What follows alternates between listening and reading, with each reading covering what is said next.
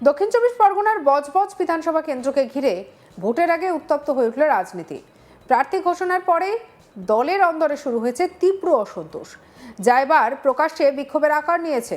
বিজেপির প্রার্থী হিসেবে ডক্টর তরুণ কুমার আদকের নাম ঘোষণার পর থেকেই ক্ষোভে ফুঁসছে দলের একাংশ কর্মী সমর্থক। দলীয় প্রার্থী বদলের দাবিতে রাস্তায় কলা গাছ নিয়ে বিক্ষোভে বিজেপি কর্মী সমর্থকেরা। ভোটের ময়দানে নামার আগেই এই অন্তর্দ্বন্দ্ব কতটা প্রভাব ফেলবে সেটাই এখন বড় প্রশ্ন। এক ঝলকে দেখুন ভিডিও।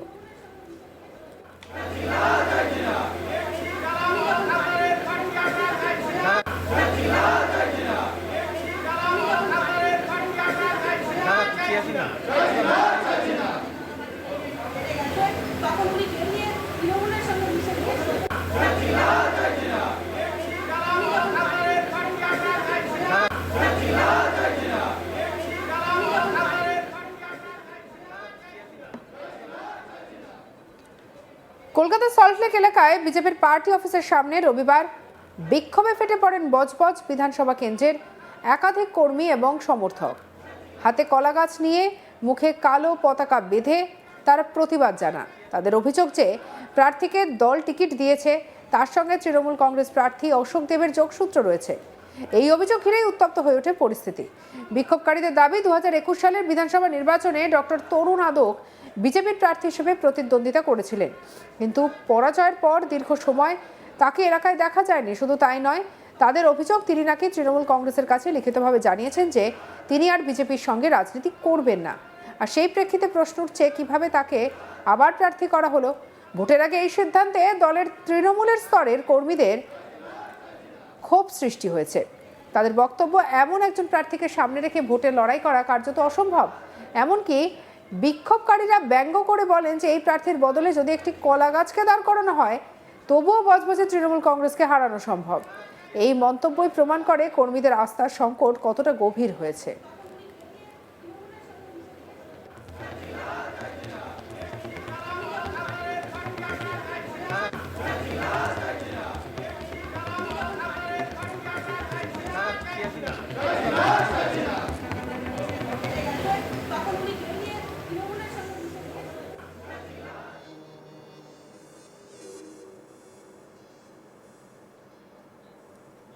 রাজনৈতিক বিশ্লেষকদের মতে, ভোটের মুখে এই ধরনের অন্তর্দলীয় বিরোধ কোনো দলের পক্ষে শুভ সংকেত নয়। বিশেষ করে এমন একটি কেন্দ্রে যেখানে প্রতিদ্বন্দ্বিতা বরাবর তীব্র, সেখানে প্রার্থী নিয়ে বিতর্ক ভোটের ফলাফলে সরাসরি প্রভাব ফেলতে পারে।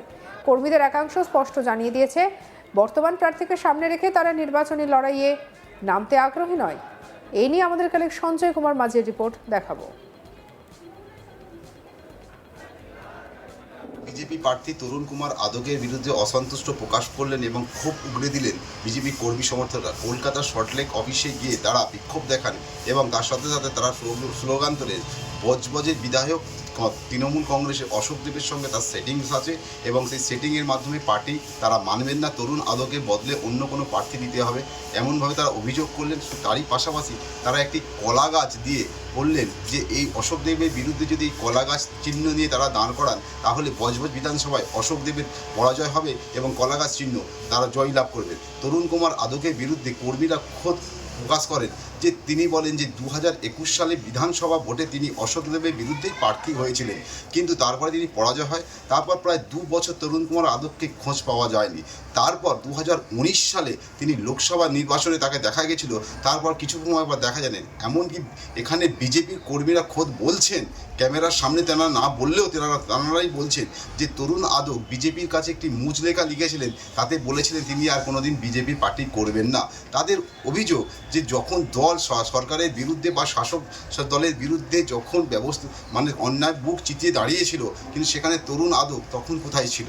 দল কেন আবার তরুণ আদককে প্রার্থী করা হলো? তারই পাশাপাশি তারা বলছেন বজবজের বিধায়ক অশোক দেবের সঙ্গে তার ঘনিষ্ঠ সম্পর্ক আছে এবং তৃণমূলের ফায়দা দেওয়ার জন্য তরুণ আদক সর্বদা কাজ করে থাকে।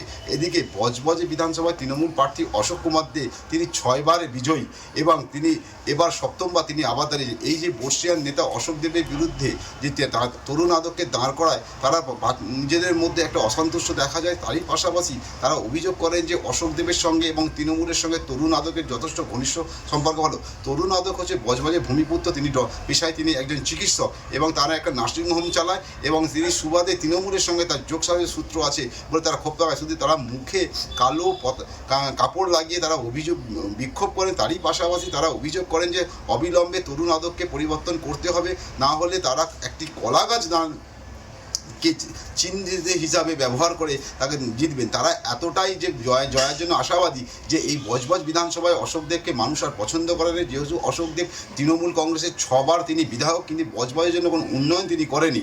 তারই পাশাপাশি তারা বলে বজবজের শিল্পাঞ্চল যত কলকারখানা আছে সব অশোক দেবের জন্যই বন্ধ হয়েছে, এমনটাই অভিযোগ করে বিজেপির পক্ষ থেকে। বিজেপি যারা কর্মী সমর্থন তারা বলে তরুণ আদক এখানে প্রার্থী হয়েছেন তৃণমূলের একদম তিনি কাছের লোক এবং তৃণমূলকে ফায়দা দেওয়ার জন্য, এবং তিনি ইচ্ছাকৃতভাবে হারবেন এবং তিনি প্রচার করবেন না, এমনটাই অভিযোগ করে। এই নিয়ে রাজ্যে যেখানে দেখা যাচ্ছে একাধিক রাজ্যে যখন প্রার্থী নিয়ে বিক্ষোভ, এমন একটা নজিফের বজবজে দেখা গেল শাসক বিরোধী তরজা লেগেই থাকে। তিনি তার পাশাপাশি যে বিজেপির নেতৃত্ব, যে নেতৃত্ব বজবজকে নিয়ে বজবজ শিরোনামে উঠে আসে, এই বজবজ হচ্ছে ডায়মন্ড হাবড়া ক্ষেত্রের মধ্যে মানে diamond Habra Trinamool second in command Abhishek Bandyopadhyay গড় হিসাবে চিহ্নিত হয়। কিন্তু ডায়মন্ড হাবড়ায় তৃণমূল যথেষ্ট সক্রিয়, কিন্তু সেখানে এবছর তারা আশা করছেন যে 2026 সালে যে বিধানসভা ভোট বজবজের মানুষ দু হাত তুলে বিজেপিকে আশীর্বাদ দেবে। কিন্তু বিজেপির পক্ষ থেকে এমন একজন ক্যান্ডিডেটকে দেওয়া হলো যে তাকে নিয়ে তারা প্রচার করতে চাইছেন না। তারই পাশাপাশি তারা বলছে তিনি শুধু তৃণমূলকে সুবিধা দেওয়ার জন্যই তরুণ আদক বজবজে বিজেপি প্রার্থী হয়েছে। তরুণ আদকের সঙ্গে বিজেপির যে কর্মী তাদের মেলবন্ধন নেই, বিজেপির সংগঠন তাকে মানুষ পছন্দ করে না। বিজেপি অনেক কর্মী বলছেন তরুণ আদক প্রার্থী হওয়ায় তারা আর কোনো রাজনৈতিক অনুষ্ঠানে অংশগ্রহণ নেবে না, এই বিধানসভা ভোটে তারা কাজ করবেন না। কিছু কর্মী আমাদের ক্যামেরার সামনে না বললেও তারা বলেছেন যে অশোক দেবের আশীর্বাদ যদি না থাকে তাহলে তরুণ আদক বারবার কী করে টিকিট পাচ্ছে। তারই পাশাপাশি বলছেন তরুণ কুমার দে যেখানে আমাদের পার্টি কর্মীরা মার খাচ্ছেন, সেখানে 2011 সালে তরুণ কুমার দে কী করে একটি মুচলেখা লিখে দেন, তিনি 2 বছর কোথায় ছিলেন, তারপর লোকসভা নির্বাচনে তাকে দেখা যায়, তারপরে কেন দেখা যায়নি, একরকম খুব সাধারণ মানুষ ঘুরে দেয়। এদিকে তৃণমূল কংগ্রেসের এই পরিস্থিতিকে কৌশলগতভাবে কাজে লাগাতে পারে বলেই মনে করা হচ্ছে। বিরোধী শিবিরে ভাঙন যত বাড়বে শাসক দলের পক্ষে ততই সুবিধা বাড়বে, এমনটাই মনে করছে রাজনৈতিক মহলের একাংশ।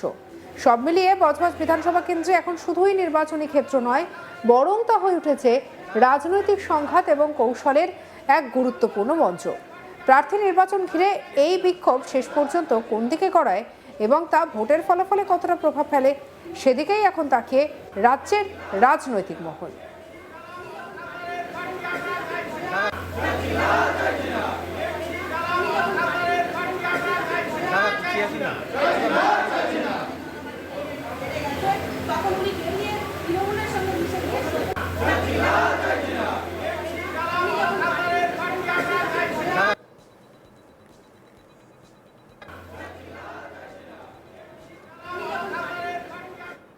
সঙ্গে রাখুন আজ তাক বাংলাকে অন্যান্য খবরের জন্য সাবস্ক্রাইব করতে ভুলবেন না।